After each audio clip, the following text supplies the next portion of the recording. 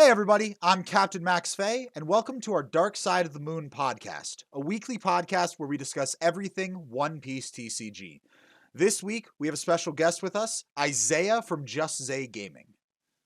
Hey guys, how y'all doing? JustZae here. Just wanted to go ahead and touch base with Moonman over here. They got a lot going on. I definitely appreciate the opportunity they presented for me today. Oh, absolutely. It's a pleasure to have you on, friend. Why don't you tell us a little bit about yourself and your new YouTube channel, Isaiah?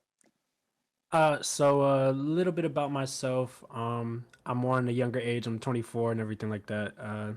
No kids. I do have the wife and everything. I love her to death. I'm pretty sure a lot of people have seen her in my comments, commenting everything under the sun. I love the support she brings. But just a little bit about myself. Recently got out the military. I was in the Navy for a couple years. Thank you for your service. Thank you, thank you. With that, I was able to experience Japan for a few years. So Oh, that that's was, awesome. yo, it was amazing. I can go on for hours about that alone. uh, but unfortunately, I left right before One Piece came out, so that's a little tough. But I definitely got my collectibles and figures and everything under the sun from it. So uh, definitely got that. And then coming into now, currently, I'm just my day job is I work for the state as a IT and everything like that. That's where I was doing in the military. But getting into more so my channel, I definitely wanted to create content to kind of share the experience and my knowledge that I have with the interest that I enjoy with One Piece in itself, and just I think a big thing that I wanted to do is I wanted to create an environment where people, can enjoy the game as like me growing up when I was into like TCGs. I first started off with Yu-Gi-Oh! And when I definitely got into the game, I just enjoyed like being at locals and making friends. And I have experiences, and there's just experiences that you can't really explain, but you share those with people that enjoy the card game, and it doesn't really matter about the age group or anything like that. Yeah.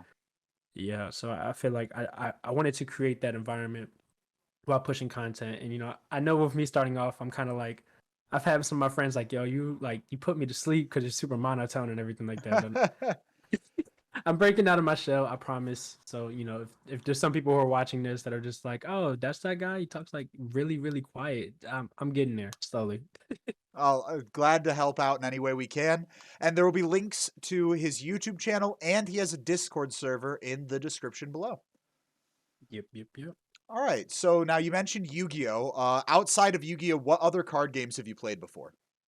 Uh, let's see. Outside of Yu-Gi-Oh, I've made my attempt at Pokemon when I was younger, but it was more so like I just play this card, I swing, I win. um, I've tried Magic. I understand how to play Magic. I cannot.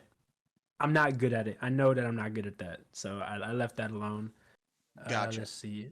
I've tried a new one that I've been trying is WeCross, which has been in Japan for a few years, and it's finally coming to the States. I think it's been out for about a year, and that's like basically waifu haven over there. Everything is just a waifu game, and it's interesting. It's a lot to get around, but I know I'm not gonna learn it heavily.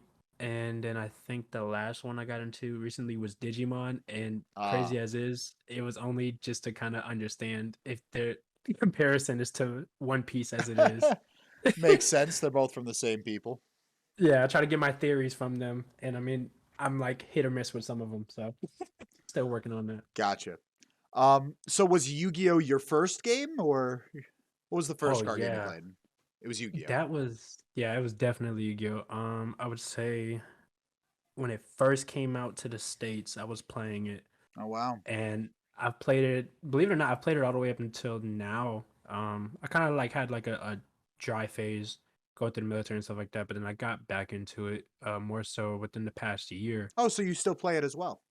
Yeah, I still play it as well. And I got back into collecting the TCG, but believe it or not, I'm actually getting rid of all my TCG for Yu-Gi-Oh because I'm solely dedicating into One Piece heavily right now. Exactly. That's the way it is for all of us, where we've all played other card games and we're just abandoning them for One Piece. Yup. Exactly. Because Which man, don't get me wrong, Yu-Gi-Oh was good, and like I'll still play Master Duel, but it's so damn toxic. it is. It definitely is. I agree.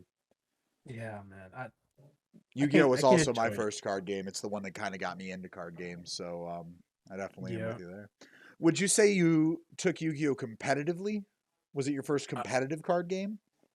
Yeah, actually, I've competed in a couple YCSs. A Oh, lot of them okay. were yeah, a lot of them were more so remote because COVID was a thing, and then I Yeah. was in Japan, so it was the time difference and everything. It was rough, but yeah, I played for competitively for quite a few years, and even like I think the main deck that I run now, um, it's it's super toxic, but it's still my competitive thing that I know that I can keep just that one deck and sell everything else, and then when I get back into it, I'll be completely fine. Right. I know what you're saying. So to Yeah. move on to One Piece, how long have you been playing the One Piece card game? I've been playing it for a few months now, so probably just a little bit before August. Gotcha. What was the first deck you played? The first deck I played was, I want to say it was Kaido. Yeah, I played Kaido at first, just because I just wanted to big body everything. Kano does The- that very well. yeah, definitely. And then I think what really got me was Law. I love Law because the combos and the opportunities that I can Mm, build with that, it's ridiculous. gotcha. So would you say that Kaido was the first deck you mained, or did you just kind of get into One Piece with Kaido and then you immediately went over to Law? Yeah, that's exactly how that went So down. Law would be your first quote unquote main in One Piece. Oh yeah, and even going into set one, I'm telling you, if I pull Law, I'm coming to locals with full combo boards, every Absolutely. way possible. Good. So let me ask you. You brought up Law a lot, so I might already know the answer to this. If out of the all the cards, you were to pick one your favorite One Piece card, what would it be? If I'm going for non-waifu suggestion, then yes, it's Law. If I'm going for waifu suggestion, it's probably going to be between Yamato or Nika Robin because yeah, it's Nico Robin's definitely. Oh, Nico Robin, my heart. yeah, Nika Oh, Robin. that's so good. So with Law, just because you like the combos, that's your fit. So. Well, that and he's actually my favorite One Piece character aside from Zoro, Oh. but I feel like Zoro's ability in the card game is like it's good, don't get me wrong, but it's like I'm not a fan as much It's of basic. Red. Yeah. Red just go I punch things, yeah. Know what you mean. Red Gopher. Why is Law your favorite One Piece character? Believe it or not, I think he's so slept on and oh as far as when he first came out, because when he first came out, people were like, oh, like he's super OP, but then they're like, well, he's not doing anything, so and who really cares about him? But in the grand scheme of things, he really did a lot of devious things that came together. And like it didn't make sense in the beginning. It's like, oh, okay, why does he really care about Doflamingo or such and such? But then in the grand scheme of things, like he got what he wanted. I mean, he Oh was able yeah, to for take sure. down yeah, he was able to take down Doflamingo, Big Mom, and Kaido, and he got the grand scheme of things without having to do all the work. I think that man's a genius. So are you caught up in the One Piece anime? I'm caught up in the manga, That so was gonna yeah. be my next question. Yeah, yeah.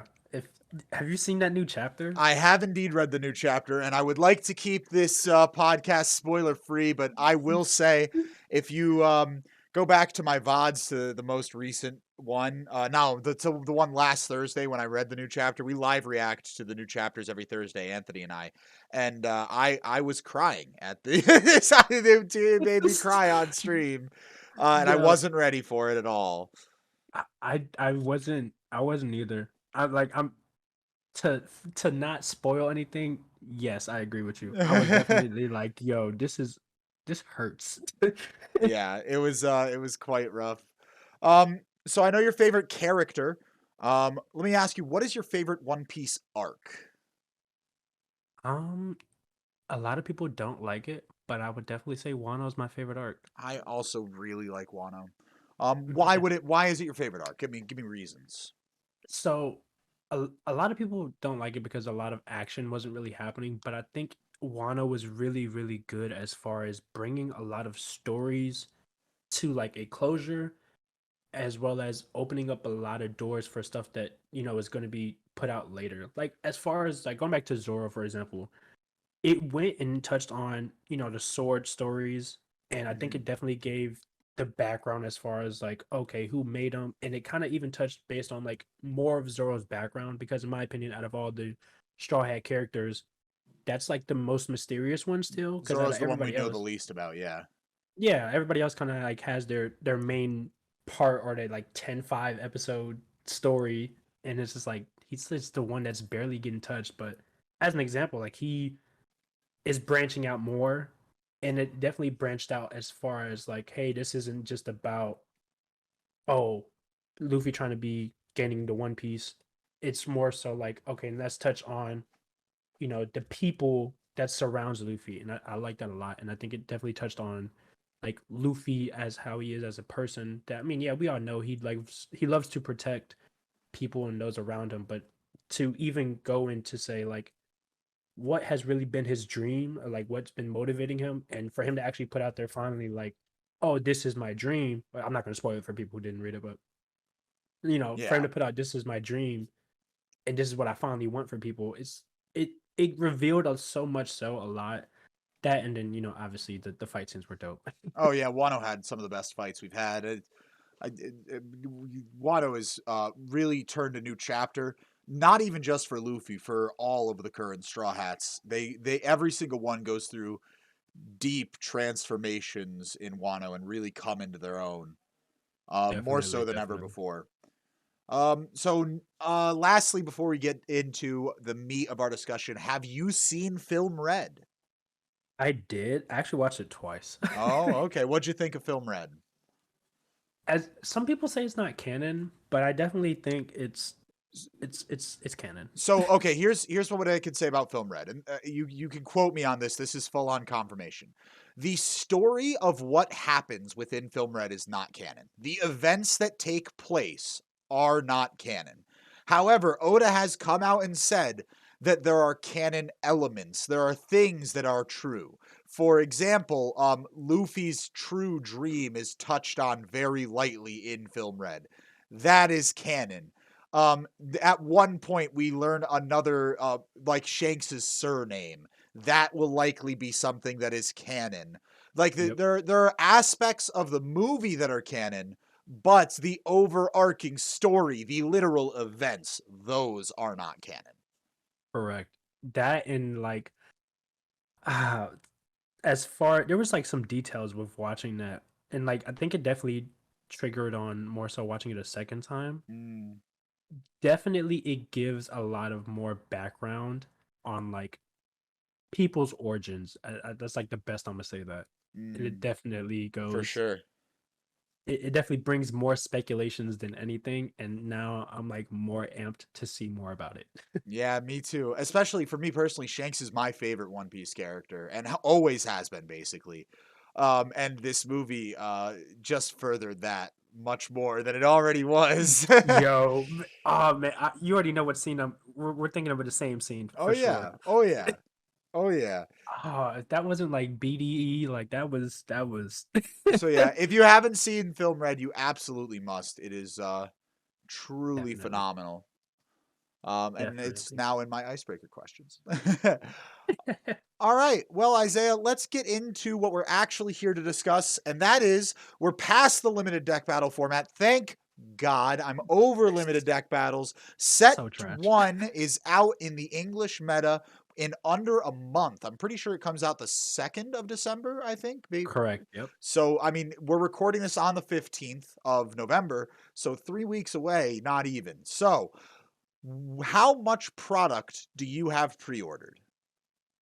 So I love my shop owners so much. Okay.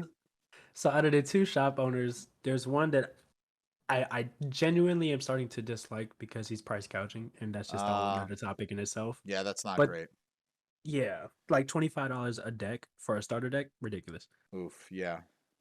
But my other shop owner, the smaller one, he's phenomenal, man. Shout out to Stevenson's in Maryland. He's amazing. He was able to get all the starter decks, and then as far as boxes, I think he was able to secure me 3 or 4. And then I get to open boxes with him when he opens singles Oh, on that's release day. cool. Very cool. But for you personally, you're getting 3 or 4 boxes, you're saying. Yep. And then of course the basic starter decks. Are you going to get two of each starter to get everything there is, or? I'll probably just get one of each, maybe two of green and purple. Okay. Yeah, yeah, and then definitely the film just because, and then the marine just because. Well, we got a while before film and marine. They Yeah, don't come out yeah. same. Definitely a while before marine, but film doesn't come out the same time. So Yep. what, in your opinion, are going to be the five best decks coming into set one? What, like, if you were to rank top Mm. five strongest meta decks based on your knowledge of the game? Based off my knowledge, I'm definitely gonna say, and one and two can be switched either way. I'm Okay. gonna say one and two would be Law and Doflamingo. Oh wow. Okay. Yeah, Interesting. believe it or not, I from what I've seen in the past couple months, as far as set one, I would say those two are like in the one and two slots. As far as like three, I would probably say between Kid or Odin. It just really depends on the pilot. And for that fifth slot, man, I want to say it. Mm, maybe it would be purple and blue Kaido Oh, until hybrid Kaido, people, multicolored. yeah, that the hybrid Kaido until people realize that Zoro is like a rogue deck and probably go for Zoro. Okay, wow. So interesting. Have you looked into the Japanese meta at all that is in set one, or is this your predictions just off of reading all the cards? Uh, I've definitely looked into sorry. No I've worries. definitely I've definitely looked into the Japan meta, and yeah, I know Kid was definitely a Oh, one up there for a while. Kid is by far, even still, up until set two's release, Kid was by far the most popular deck played. Um, Topped every event and was the highest representation at every event. Yep, and I completely understand as to why, because definitely that's what I mained. Uh, Okay. uh, but I know, and I think what kind of gave me a different perspective is seeing the deck limited battles as great as they were, which yeah, no, they were trash. As great as they were, quote unquote. I think a lot of people are starting to turn towards and blue and purple, Yep. and with that, I think Doflamingo. That's why I put Doflamingo as like one or two possibly because honestly, that's a pretty good spam deck early on, and the same thing with Law, especially with the consistency to switch out, and you can switch out for potential Law to then bounce something else. It's Oh yeah. they're both very good combo decks, Doflamingo and is actually my personal main coming into set one and maybe even set two. I'm a big Doflamingo advocate.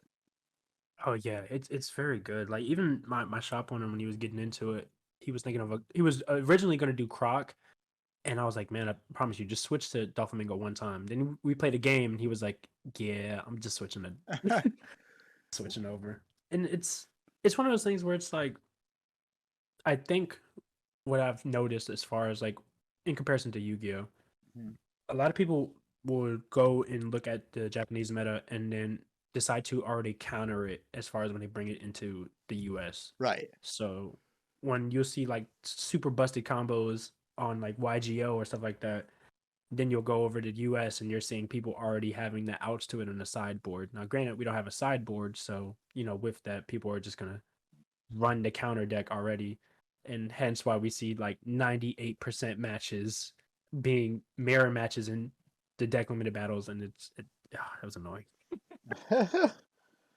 Yeah. Oh god, deck limited battles definitely left a lot to be desired.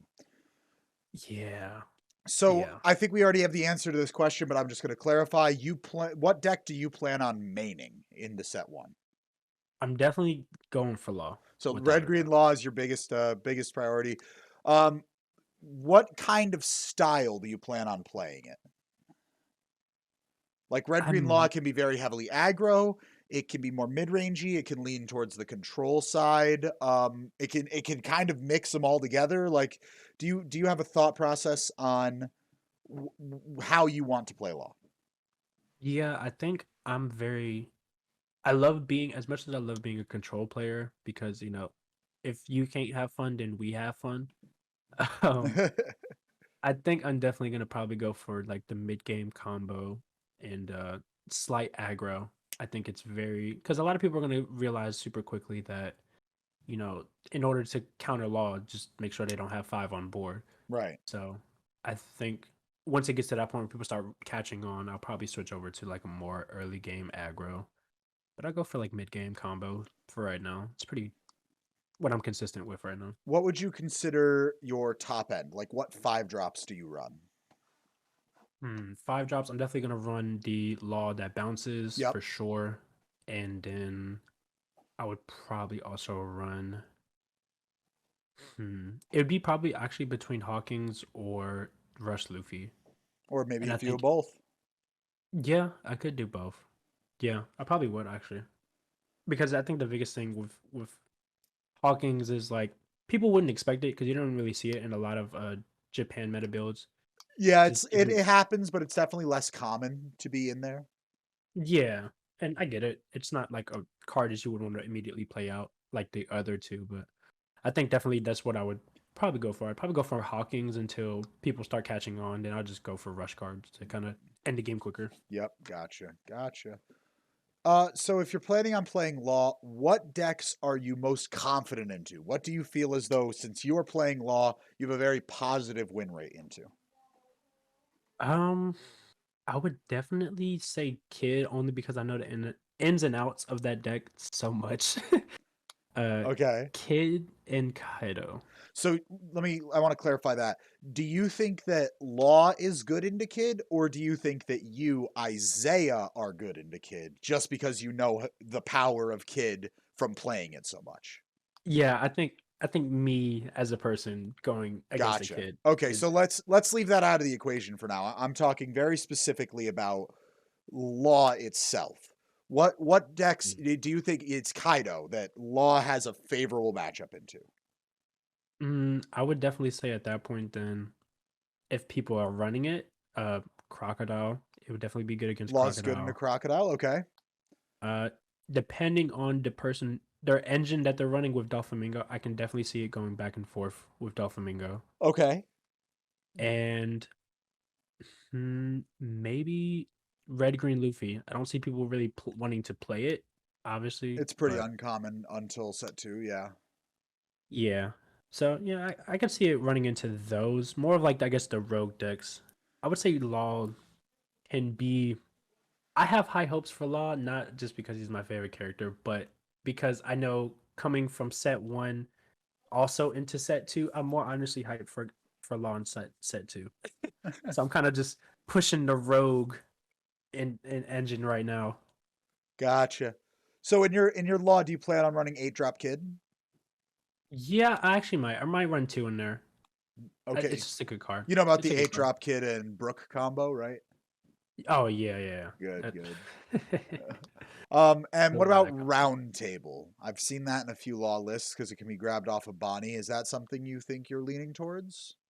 I definitely am leaning towards that a lot more, but that will come down to then on what I pull. Unless I have singles, I can just get singles, and I think that's going to be Well, another Round Table factor. I think is like a common too, maybe an uncommon. I don't think it'll be very hard Yeah, to. it If you shouldn't open run up that four much. boxes, you should have one Round Table. Yeah, definitely. Yeah, I'd probably run that. Either that or I mean, it'd be between that and Paradise Waterfall. Oh, I'm you'd stuck use in. Paradise Waterfall. So does that Yeah, so believe it or you not. would you use the Wano engine in your Law, or would you just do Straw Hats and Supernovas?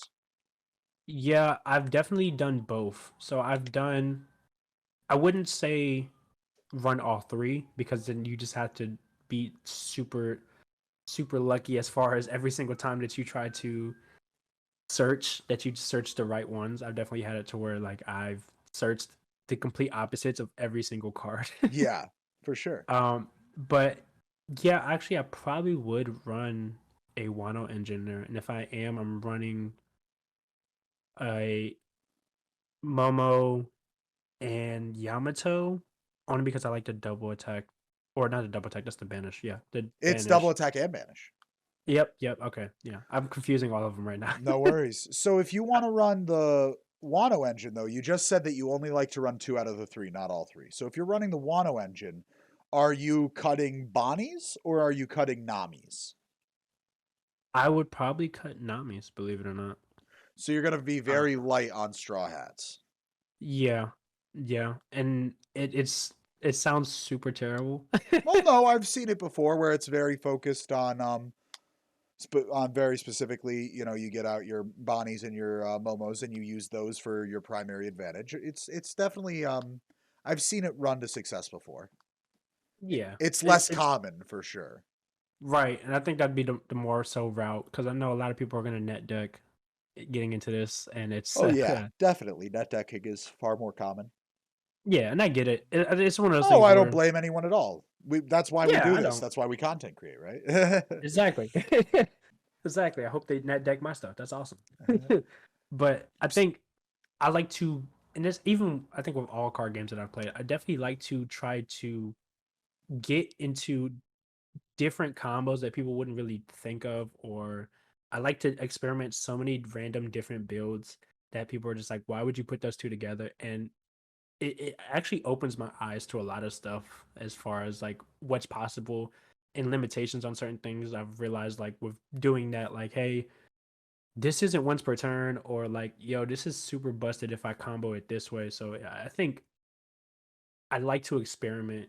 And like even with like, oh, I'll run Wano and maybe I'll take out Bonnie or I'll take out one Straw Hats. I think with it, I'm gonna change it up so many. I'm changing it up every week is what it'll probably be like, just because Yeah. I just want Well, Law something also new. has so much variation. I mean, it's so easy. Law more than most other decks. It's very easy to switch things up constantly. There's just so many different and viable ways to play it. Exactly, exactly. And I think that's just with any hybrid card. I think hybrid cards, yeah, the downside is one less life, but you definitely open up a whole another can of worms as far as like capabilities that you can do for decks for sure. Yep, absolutely. So we talked about what you're confident into. You feel like you're good into Croc. You feel like you're good into Kaido. You feel like you're good into Red Green Luffy. Let's talk about what you're worried about. What set one decks do you think are going to beat you as a Law player? I think for sure one of them is going to be Azoro and Odin. Zoro and Odin. Okay, so Zoro, very standard reason to be scared of Zoro as a multicolor leader, right? Because it just goes so fast. You only have 4 life. It's pure aggro is good into the multicolor leaders. Can Exactly. you talk a little bit more about why you're worried about the Odin matchup? So I'm definitely more worried about the Odin matchup because it has a lot of cards that can interrupt as far as like keeping my board at 5. You know, you have the cards that are when attacking destroy such and such less, or so on and so forth. And I feel like Odin is very good. For one, it'd be phenomenally better when it comes to set 2, but as far as set 1, I feel like it's really really good. And I think if someone's running Odin, it's going to be someone that can pilot it really really well, and it's very good as far True. as using its reusing its Dawn and recycling it very much so to keep pushing more consistent cards to help him. So I think with both of us going for like a mid game, because Odin's primarily a mid game type of mechanic deck, I think it comes down to then like what are we drawing? Because if I start with a good hand and he starts with a good hand, then it's like neck and neck. But if I start off rough and he starts off with anything better than me slightly, he's gonna get there before me, and Yeah. it's neck and neck. I think is the best thing with Odin, and I like that. But it's also very scary because they have the cards that can remove my board to get around my strategy. I absolutely agree. And you know me, if you're a fan of the Moonmen channel at all, you've seen before we've done quite a few things on Odin. I'm a big advocate for Odin. I was actually the first person to have a documented tournament win with Odin. I love that deck so much. So I definitely can understand its being afraid of it. Because you're absolutely right that people don't play Odin unless they put a lot of time into it. It's a high skill deck. And that means that they've got a lot of things that they can do. It's a very flex deck. Yep, yep, that's for sure. So And I think, go ahead. yeah, I was gonna say, I think overall, it it can definitely be a top tier competitor. as far as like within my top five. I just know for me, I'm probably gonna go to Law route until set two. Then I'll go over to Odin for sure. So in set two, you're thinking Odin and not Kinemon still? Yeah, yeah, I would definitely go. Honestly, I'm still thinking about those two Hmm. because it can go either way. But as far as the the immaculate support for Marine deck, and I just love being a control player, I honestly just might go to the dark side and just be, Just complete anti everything board. yeah, play black. That's the Yeah. way. That's the way. Well, we'll get into set two more maybe a little later. For now, let's keep focusing on set one. Let's go back to the things that you feel you're good into. So you listed Crocodile. What makes you feel like Law beats Crocodile as a matchup?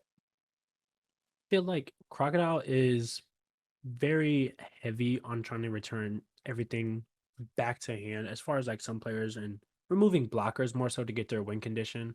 Right. But I mean, as far as what Law's trying to do, they're playing a lot of low cost characters. So it's kind of like as much as you can, return everything back to my hand, it's just going to come back next turn and, not really be as much of a disadvantage to me in comparison to like if I'm playing something of like a more high cost deck where I'm playing five, sevens, and sixes, then it's just like, oh, okay, that hurt me more. But I mean, at a majority of my build, it's going to be, four or less damn near, except for the couple fives that I have. Hmm. And maybe the two eight cost, but even then, like it goes around your returning capabilities with Crocodile. And it just wouldn't hurt me as much as if I'm playing a different build, I guess is the best way to say that. Gotcha. Yeah, I can understand. And Red Green Luffy, why do you feel as though you're good into that? I mean, Red Green Luffy, it's so capable to do things, but I mean, to just basically set a card back to active, it's not really it's not really much that a player can do with that. And even at that, to pay four to activate that, I mean, it's better to just play it's better to just play Law, honestly. At least with that you get a body on board and you're gonna have that body that can swing next turn while still also restanding one of your other characters. I think people who build with this leader, yes, they have very much the same capabilities as much as a Law player does. I just think that with the capabilities of sacrificing that four to just restand one of your cards in comparison to you can just pay one more and have a body to swing next turn and still restand one of your cards. I think it is more of a sacrifice as far as capabilities for a leader compared to Law, because with Law, at least I can pay to get an advantage of a search card and then hey switch it out to play something else, and it's just more combo capabilities and more open range as far as what's can be put on board compared to Luffy. I mean, I just think Law will get you there quicker than Luffy. Yep. Gotcha. And I believe you also mentioned Kaido, so you feel pretty confident in the Kaido. What about the Law deck makes you not worried about all their destruction? I think with Kaido, my strategy anytime playing Kaido, my strategy is rushing more so. So I think with in builds against those, I think I'd probably be running more of a rush consistent deck. And I mean, a lot of my cards that I would be playing would be cards that I'd be willing to sacrifice if it doesn't have rush. Like if I'm playing a searcher, I'm just going to search immediately with that. I'm not trying to save my low cost cards in some of them. But it'd be a really close match. But I think I'd probably get it there before I've I mean, me personally, I've gotten there quicker than my opponents do as far as when I'm against purple matchups. Now, don't get me wrong, I've definitely taken quite a bit of L's against purple playing Law Oh as well with yeah, my and the takeaway for anyone listening should not at all be that if you're playing purple in the Law, you should just pick up and scoop. No, we're simply talking about favorable matchups. yeah, yeah. And that's just and that's the great thing is that OPO1 as far as like even when it was in Japan and even going into set 2 like it's super still balanced. There's not like one leader will get you the win We automatically. have very diverse metas. Yeah, it's very like if you know what you're doing and you pull it off, like you're good. I think it's super balanced. It's super like not one card wins everything. It really comes down to the pilot and just skill. And that's honestly what drove me to love this game so much is that it's solely skill and good build ratio, but majority skill. Yeah, absolutely. I think that One Piece more than most other card games is a great chance to flex off your skill, and it's much more about how talented you are with your deck as opposed to um as opposed to what deck you're playing. It's definitely that's been proven time and time again. Yep, yep. That's for sure. Because I like I was going back to deck limited. There's definitely some decks where I'm just like, how did you get into top 32? So let me ask you, moving into set two a little, you've looked into set two some, yes? Oh yeah, definitely. And you're very excited for Law in set two. Oh yes. What cards come out in set two that make you so excited for Law? Every single film card that Oh, is so you're coming one of out. the people you want to play the film Straw Hats in Law. Oh You're one yes, of those that's guys. I see. it's so nice. You can't tell me that, like, okay, yes, I know that this would never possibly happen, but it's also possible. If you just start off with a 7 cost, a 5, like if you just have the full countdown in hand, like to play one card and to play the rest of your hand, yes, it is super dangerous because none of them have rush, but Right. it's so good. So let me ask you then, what makes you like that in Law specifically though? Because if you spend 7 and play your full board out, right? Hmm. If you pay 2 and bounce into any of the film Straw Hats, it doesn't really help you because you can't play more Straw Hats, because your board is already full. Correct. So I think why do you like Law more than Luffy for that engine? so. Yes, people can use Luffy for this engine without a doubt. I love the law capability of it is because, for one, believe it or not, I probably would not run the 7 with that build just because. The 7-drop Luffy, you're saying? Yeah, I wouldn't run it because it doesn't synergize well with law's ability, having it be a 5 or lower. Right. Right. But what I do love about it is the capabilities as far as a lot of people aren't even looking at the vanillas unless you're playing Sanji. Then some people are utilizing that strategy of playing vanillas to restand Dawn. Mm-hmm. But I think it has a lot of capabilities as far as comboing, especially with the lower cost characters like Nami and Nico to play another card off of that. And I'd probably be using more of the lower cost cards and utilizing the what's that event called? The one that's basically a Nami searcher, the search top 5 for 1 cost, and it's Oh, also in a two trigger. years to Sabati? Yes. So using stuff like that, and then the capabilities of like the 3 cost Nami to play and search on play and search when attacking, I think having a lot of those low cost cards that they have within the film and not so much the high cost, I'm gonna use that a lot because it definitely helps as far as spamming on board and getting that Right. search resource that I'm gonna love for sure. Okay. So for you, it's less about in set two, it becomes less about all of the cheaper cards necessarily like the literal 1-drops, and more about you like the Straw Hats because you get an air of consistency. You're looking for more searchability. Correct. And as much as that's like it's a double-edged sword for real, especially when you go into like more getting into time, because then if you don't have life, then you don't have more cards in your deck than your opponent. And I've had that happen once or twice, believe it or not. But yeah, definitely the consistency as far as searching. Like you have Bonnie, you have Nami, then you have the other Nami, and just those 3 alone it's perfectly fine for me. Yeah, fair enough. I mean, that is definitely a lot of filtering through your deck to find things.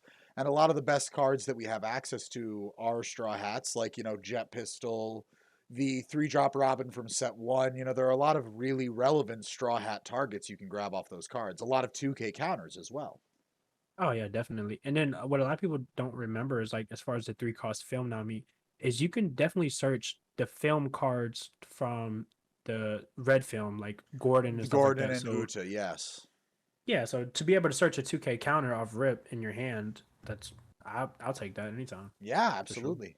And there's also there's tons of 2K counters in Straw Hats anyway, so that you can get double up with the both Namis, Exactly. There's Like the you, green Chopper, there's a red Usopp, there's a red Sanji, there's Brook from the starter deck. Just off the top of my head, there's four.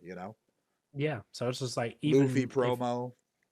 oh yeah. So just like it opens my doors as far as having protection in hand, and then if I want to, I can just play some of those cards, and some of those cards have good effects on Yeah. plays or whatever the case. So Yep. I think it's good. Don't get me Brings in wrong a though. lot of consistency. Yeah, yeah, but yeah, don't get me wrong. Definitely, a lot of people will probably lean more towards the red green Luffy, and I get it. I I don't like blame red nobody. green Luffy for the film strats personally. When I'm in set two, the way I like to build law is actually very contradictory to my initial reactions of set two. I've been a Mhm. really big fan of the Mountain Bandit engine. Oh yeah. Very specifically, there's a one drop red card called Doggerah, which you can Yep. rest to play a red one drop. And that card has enabled you to be able to use your Law Leader effect on turn two, whether you are first or second. And that Yep. added speed has helped me a lot into something like a Zoro matchup where they're going so fast and they can really screw me up. So if you're going first, right, your opponent's not gonna be able to attack on turn one. So you play Doggerah, use it. You have two bodies. Next turn, you use the Doggerah, play something new, right? And Yep. then you have now you've got three bodies. Now, if you're going first, sadly, it'll only be possible with two Doggerah. But if you're Hmm. going second, it gets a lot easier. Where on turn one, you play a Doggerah and something else. Don't use the Doggerah because then they'll swing into it. And then on turn two, you can use the Doggerah, play two more one drops, and there's a board of five. So that Yep. that really opens up your speed in a way that we've never really had access to before. Yeah, that's definitely true. And I've definitely a lot of people are sleeping on those cards, believe it or not. But Oh, I'm I definitely have. a big I fan of was them. as well. I honestly, 2 weeks ago, you'll find streams of me talking about how I didn't really think I'd like the Mountain Bandit engine in Law. Um, and it just so happens that I was building because Anthony's a big Law advocate, and I have a Patreon, and one of my patrons was asking me to build a set two Law deck. So I took what was me and Anthony's current Law list, and I updated it to set two, and just I kind of wanted to try out the Dadan, the Makino, the Doggerah, kind of give it a whirl because we bounce almost exclusively into the five drop Law and Hawkins, right? Like we're very Yeah. heavy on the green engine, and Hawkins is one of our favorite cards in Law. And it just ended up working so well for us that we never looked back. But it's proved very successful. Yeah, oh yeah, definitely. And then throwing in like Curly Dandan with that, it just makes it all the more consistent. Curly Dodon can grab your Dogra. It can grab your Makino, which is a 2K counter. It can grab your Otama, which is a 2K counter, and it gives us easier ways over 8 drop Kid, which isn't Hmm. as relevant in set 2, but Otama's just a good card, right? So, Right. no, it's a very consistent deck, which I like a lot. It rush bounces into Hawkins, which I like a lot because Hawkins is a filthy card. Truly one of my favorite green cards there is. While we're on the subject of set two, actually, what do you think of black as a color? Oh man, I've set one. I was definitely like, yeah, no, not yet.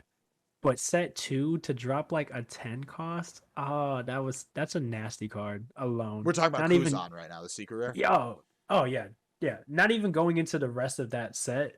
That alone is just that's a nasty card for sure. Card is very Now, powerful. yeah, and it's like yeah, oh, it's 10 cost and you're never gonna play it, but yeah, no, Nah, it's still toxic.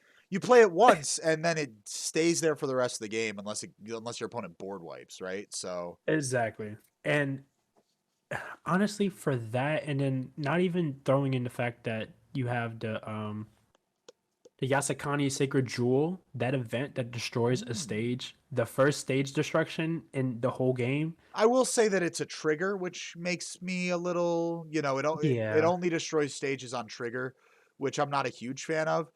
right, But it is in fact the first stage destruction in the game. right. So it gives me hope that they'll have more, at least a main effect or a counter at least rather than Yeah. a trigger. So yeah, it is a little rough, but I mean, even then, I mean, its normal counter is just it's okay.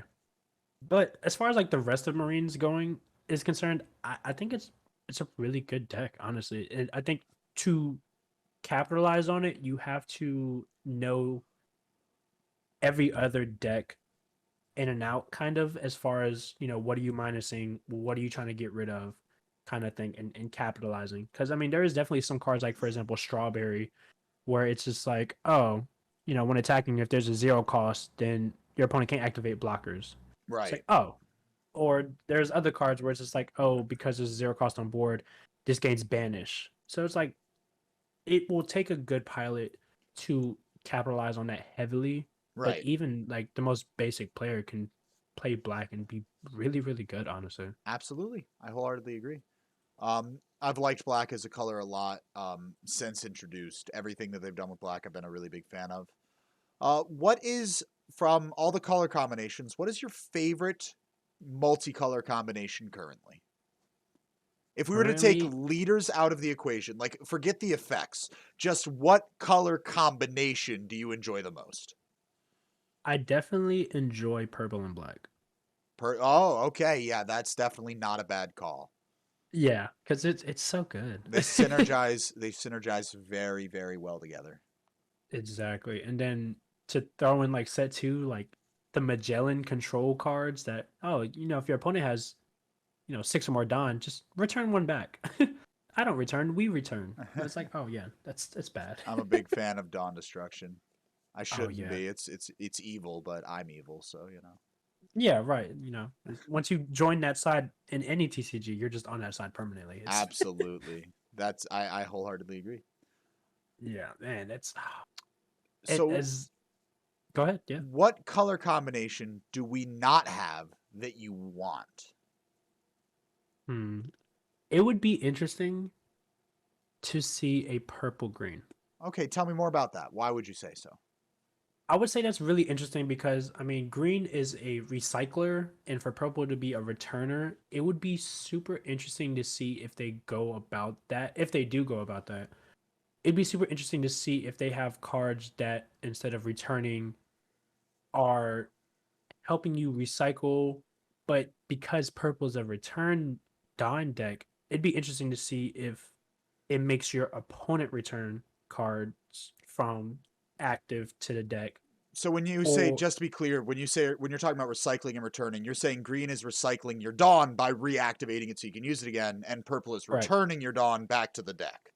correct. So it'd be interesting to see if they do go about like a purple green, if instead of like for example, purple is going in the route right now of returning your opponent's Dawn back to the deck.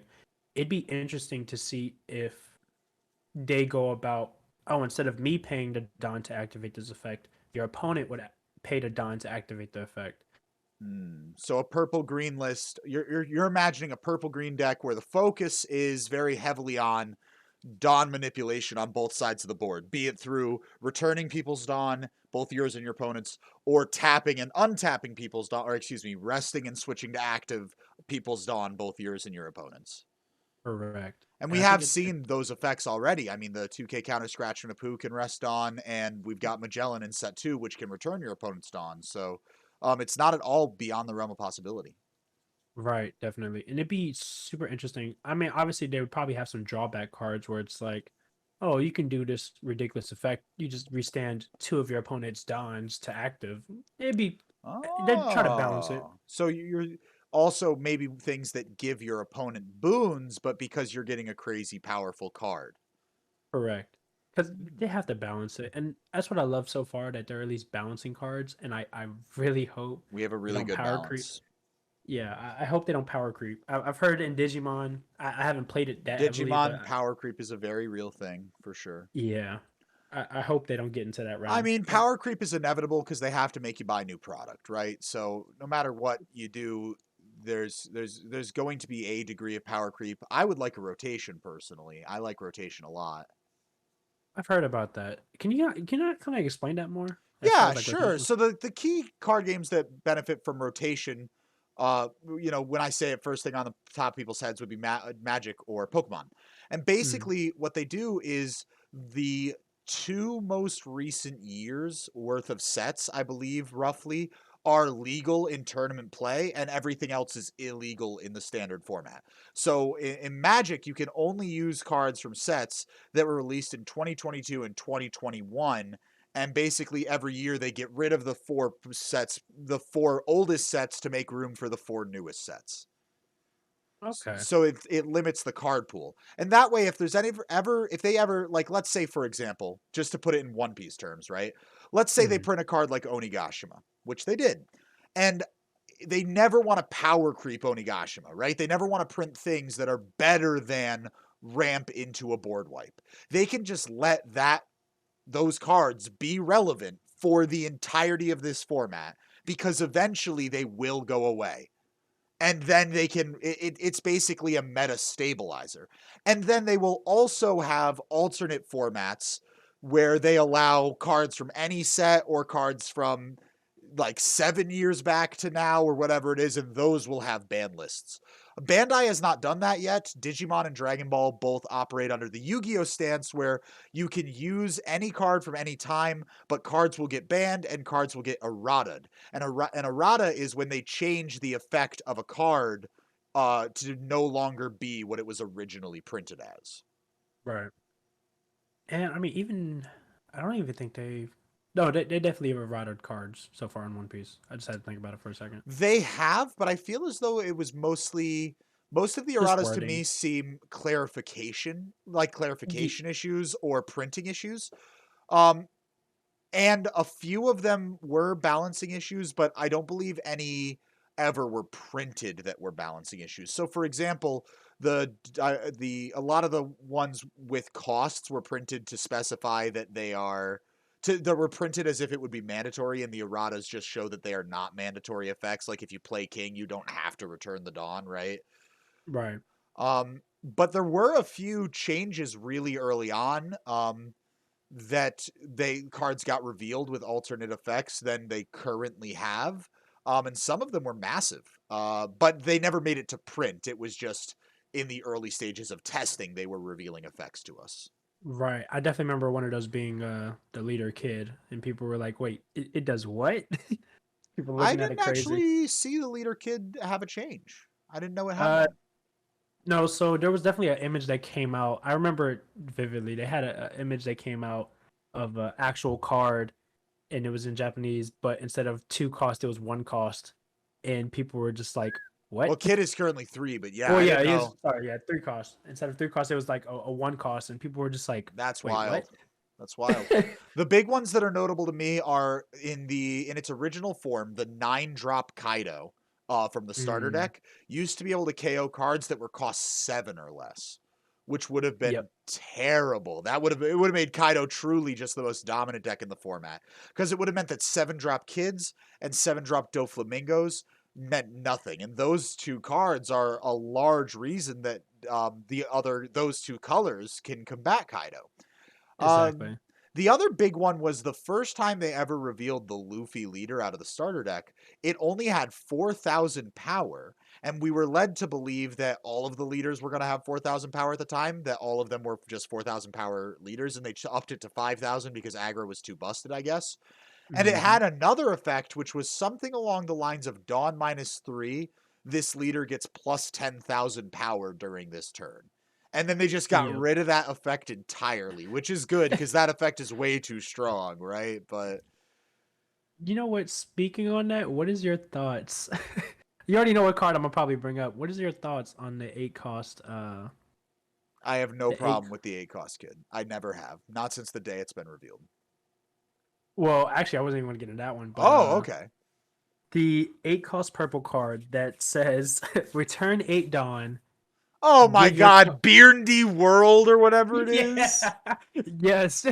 He What gets what he is your gets thoughts plus on Brindy World? 792,000 power for Dawn -8. Yes, it's like what. Yo, I saw that card and it immediately busted out laughing because I'm like, why? Here are Why my is this thoughts. I so? wish he had a counter stat. That's my thoughts. Because if he had a counter stat, he'd actually get used. Because he's I'm not. funny.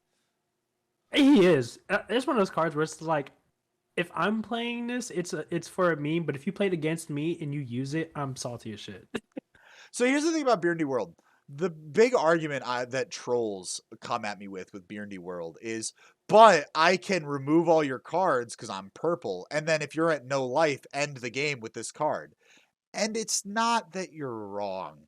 It's that So in situational. it's not even necessarily that. It's that in purple, you already have so many good cards, even in set Hmm. 1, that don't have counter stats that you're struggling to counter out of a lot of things because your deck is full of who's, full of kings, full of Kaidos, into set 2, full of Magellans, right? Like you're already Yep. so pumped of non-defensive cards, you can't afford to run trash. Like you can't afford to run a card that's going to have one situation that's going to come out 1 out of every 100 games that Exactly. doesn't have a counter stat. There are other cards without counter stats that we have access to that are way better than Beardy World that don't see play. For example, Guild to Sorrow, which is when attacking, draw -2, draw 2 cards. If that card had Yep. a counter stat, we'd run it constantly. That card is insane. We just can't they set the bar so high for cards with counter stats without counter stats right off the rip with purple. And now every single card that ever gets printed for a Kaido, right? For purple in general, you have to go, yeah, I could run this, or I could run 9-drop, kill a card and get rush, right? Exactly. So I like the card because it's a meme and I think that's funny, but it's pretty awful. Yeah, I definitely would say it's trash at its finest. It's like if I'd be damned if set 3 comes out and I see this card being competitively paid, I'd be because pretty then I'm be like, surprised. yeah, it'd be funny because then it's like, okay, yeah, all right, cool. This, yeah, I definitely agree with you wholeheartedly on as far as like purple is already, it doesn't struggle, but it definitely already has like the unbalancing of, I'm already paying all these resources to do X, Y, and Z. I don't want to play this card that it doesn't even have a counter. Yeah. I'm not gonna play this non-counter. I It costs actually would 8,000. consider playing it if it had a counter stat, but since it doesn't, it's nothing to me. Yeah.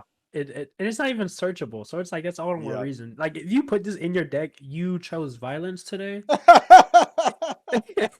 And if that's what you want to go with, like I have to now like make sure I get this win. Oh, Oh. man. Well, that's about all the time we have today. Again, there will be links to Isaiah's YouTube and his Discord server in the description. Thank you for coming on, Isaiah.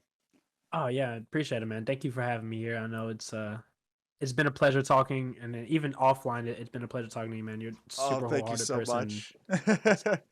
Of course, man. And Uh, definitely we got to get some games in for sure. we will definitely be doing more stuff together. And we had a great time, everybody. Thank you for watching, and we'll see you next time.